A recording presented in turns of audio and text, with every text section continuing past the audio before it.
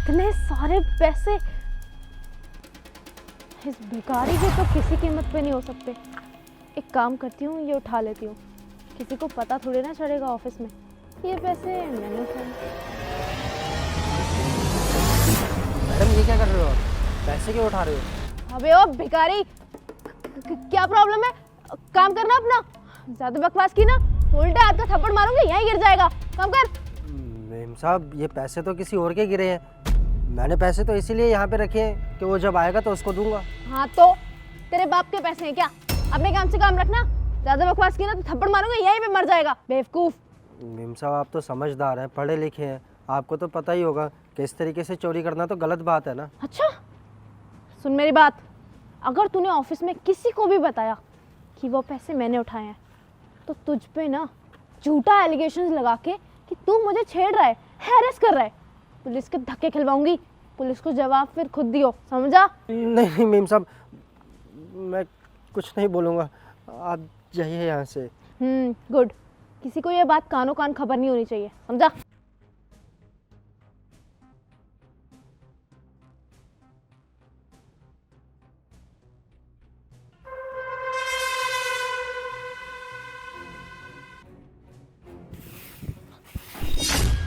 अरे इतने सारे पैसे दिन दिहाड़े। यहाँ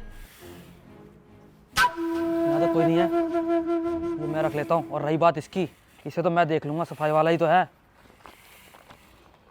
अरे साहब यहाँ पे पैसे रखे हुए थे, वो आपने क्यों लिए? तेरे पैसे थे क्या? तेरे को तो ज़्यादा गर्मी चढ़ रही है, चुपचाप से अपना काम कर ले। साहब मैं तो बस यही आपको बताना चाह रहा था, वो पैसे किसी और के थे, अगर उनको पता चलेगा। कोई पैसे किसी के नहीं है, मुझे मिले पैसे मेरे हैं अब। और ये बात ना किसी को बताने की ज़रूरत नहीं है, वरना नौकरी से निकलवा दूंगा।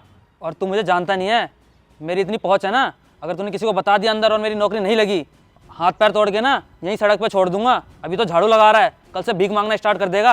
अच्छा साहब मैं किसी को कुछ नहीं बताऊंगा।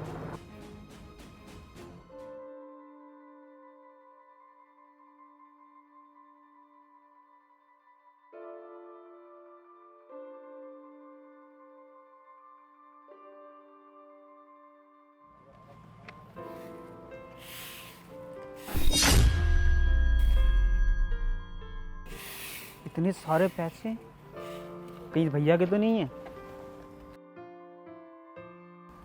भैया ये आपके पैसे तो नहीं है? शायद गिर गए होंगे नीचे। हाँ भाई ये मेरे ही पैसे हैं, बहुत बहुत धन्यवाद, तुमने ये पैसे मुझे वापस दिए। पता है ये पूरे 1.5 लाख रुपए है, ये मेरी बीवी के इलाज के लिए मैंने साहब से लिए थे। अगर ये पैसे खो जाते मुझ पे तो कर्जा भी हो जाता और मेरी बीवी का इलाज भी ना होता। बहुत बहुत धन्यवाद साहब, सच में आप जैसे लोग बहुत कम हैं इस दुनिया में। अरे कैसी बात कर रहे हो भैया, आपके पैसे आप ही को तो दूंगा ना। साहब अगर आपकी जगह कोई और होता वो पैसे तो लेकर ही चले जाता, इस तरीके से यूँ लौटाता नहीं। आप जैसे नेक लोग इस दुनिया में बहुत कम हैं। बस भैया एक काम करना, मेरे लिए भगवान से दुआ करना कि आज मेरी नौकरी लग जाए। अरे आप जैसे भले लोगों को क्यों नहीं मिलेगी नौकरी, मेरी दिल से दुआ है आपको नौकरी पक्का मिलेगी। ठीक है भैया मैं लेट हो रहा, अब चलता हूँ।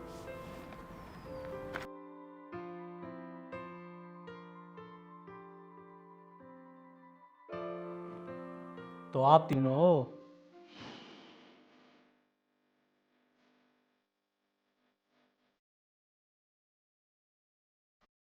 जी सर। तो कैसा लगा इंटरव्यू देके? यस सर, हमारा तो कोई इंटरव्यू हुआ ही नहीं है अभी तक, हम तो वेट कर रहे हैं। जी सर, लेकिन हमारा इंटरव्यू तो हुआ ही नहीं। तुम लोगों का इंटरव्यू हो गया है, और तब हुआ था जब दीपक और हिमांशु ने पैसे उठाए थे। सर ये क्या बोल रहे हो आप? हमने तो कोई पैसे नहीं उठाए। तुम ये सोच रहे हो ना कि मुझे पता कैसे लगा?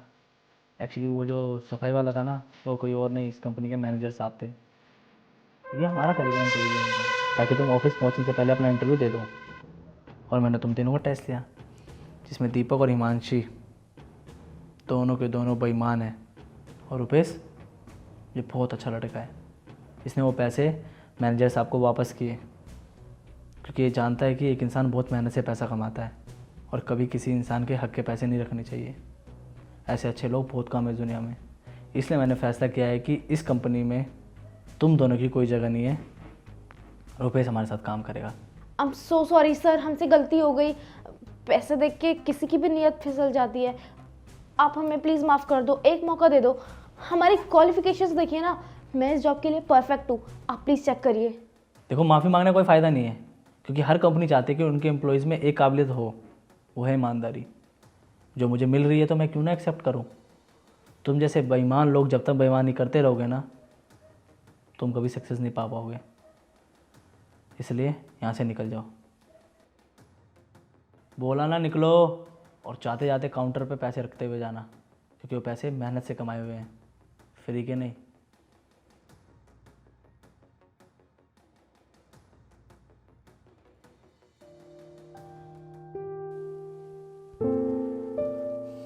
कंग्रेचुलेशन, आप कल से हमारी कंपनी को ज्वाइन कर सकते हो। बहुत बहुत धन्यवाद सर, आपने मुझे नौकरी दी।